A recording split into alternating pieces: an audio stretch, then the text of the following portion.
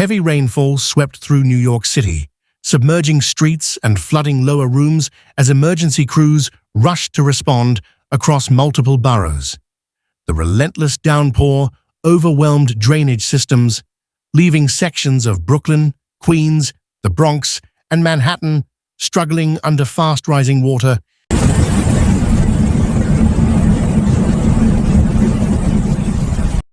Yulia, you just don't understand what's happening here. You just don't understand what's happening here. Смотри, Papa. We're stuck, we're flooded, my car is flooded. Within 30 minutes, look what happened here. It is crazy here. It's very dangerous, it's nuts.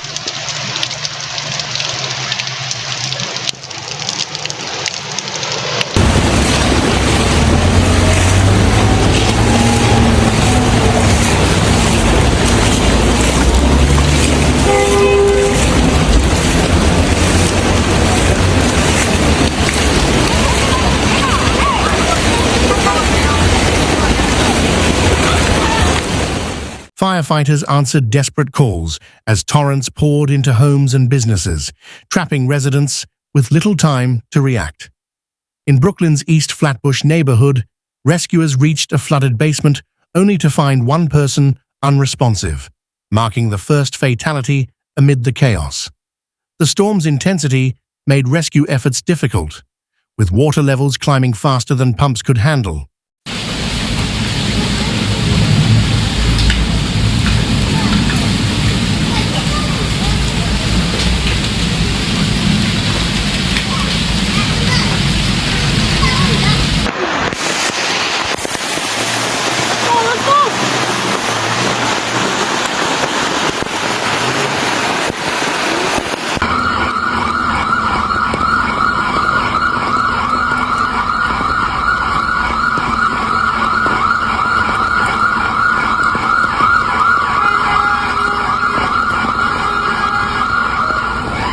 In Manhattan's Washington Heights, another tragedy unfolded when a man was discovered in a submerged boiler room.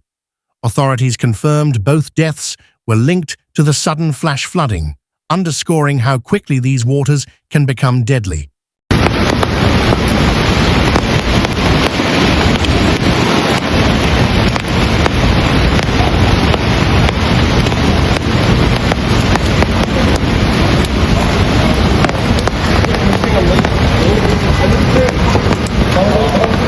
In front of the building, Ma. Think I'm gonna go for a swim, Ma. See that blue car over there? Look like he's drowning, Ma.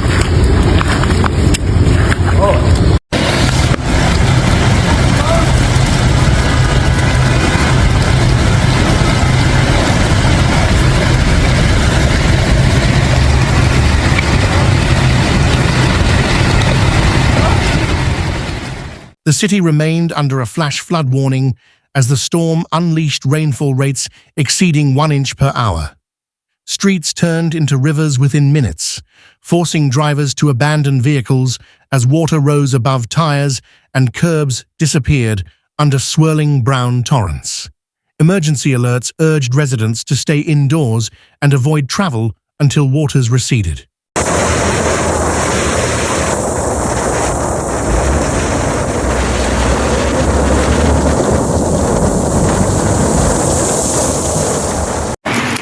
I'm on Halsey and Troop now. Halsey and Troop, trying to get home. Can't get home. Everybody's trying to clean out the little vents that the water go down. Check it out. I'm at a B26 on Halsey and Troop.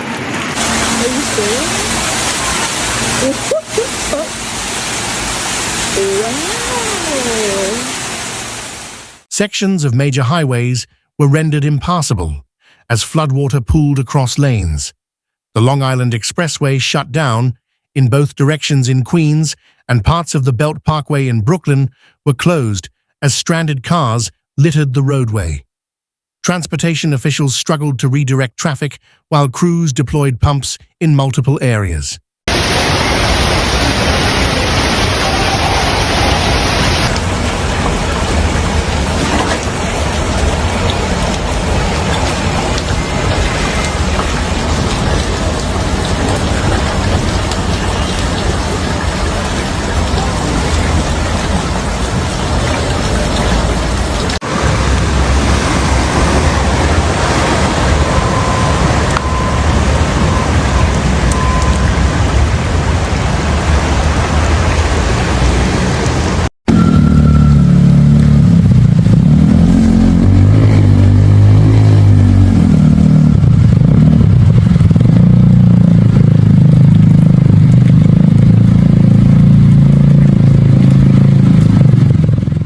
Neighborhoods across the city suffered localized damage as homes, basements, and businesses took in several inches of water.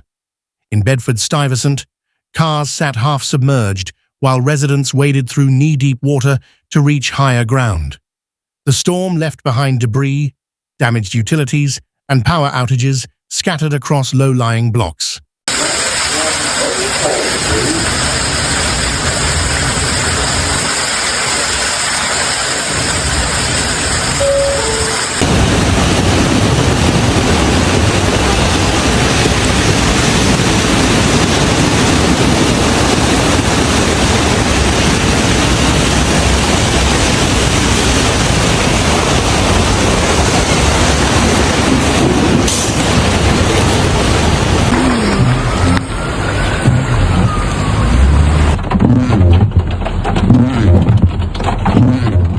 Measurements showed heavy accumulation across the region, with over 2 inches recorded in parts of Midtown and nearly 3 inches in Sheepshead Bay. Central Park's gauges measured around 1.85 inches, while LaGuardia Airport logged just over 2 inches, amounts that broke October rainfall records for several sites.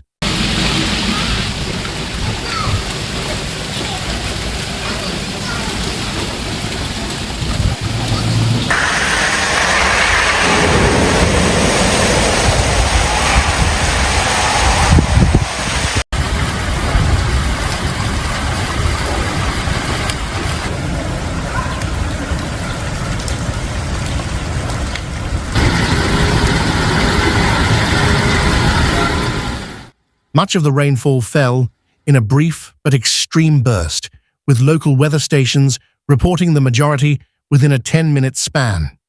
This sudden deluge created rapid runoff that flooded intersections and overwhelmed underground drainage systems. Within moments, streets filled and water surged into subway entrances, disrupting service across the network.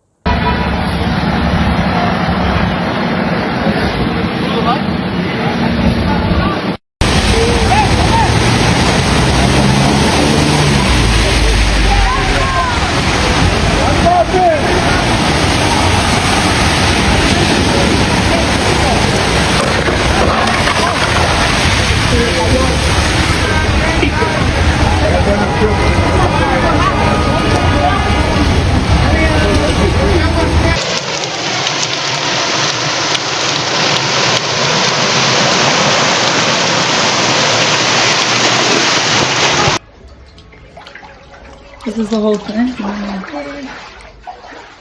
Airports across the metro area faced widespread delays as runways and taxiways flooded. At LaGuardia, ground operations were halted temporarily, forcing airlines to reschedule dozens of flights. Passengers reported being stranded inside terminals as the storm raged outside, highlighting the city's vulnerability to extreme rainfall.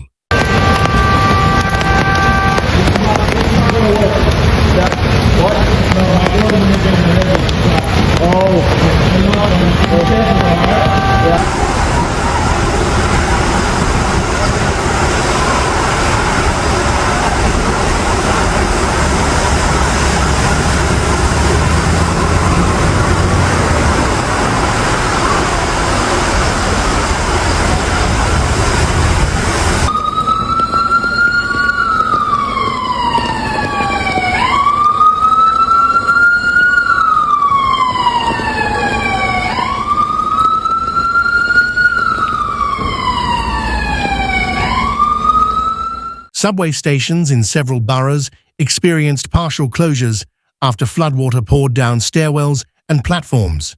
Transit crews worked through the night to clear water and inspect damage, while commuters were urged to delay travel. Officials said aging infrastructure remains one of the city's biggest challenges during such high-intensity events.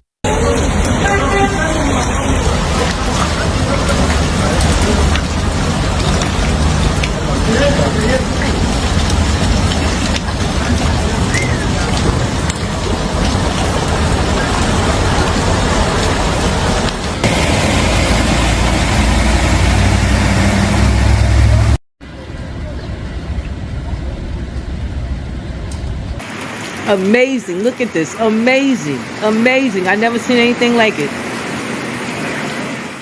City Emergency Management issued warnings about both flash flooding and coastal flooding, especially for neighborhoods along Queens and Long Island's shoreline. The National Weather Service cautioned of minor inundation near waterfronts and urged residents not to drive through standing water, a message repeated after multiple rescues of stranded motorists. First responders faced enormous pressure as dozens of calls for trapped individuals poured in simultaneously. Firefighters navigated submerged streets to reach basements and cars, while police blocked off flooded intersections. Despite their efforts, the rapid onset of water made some rescues impossible before tragedy struck.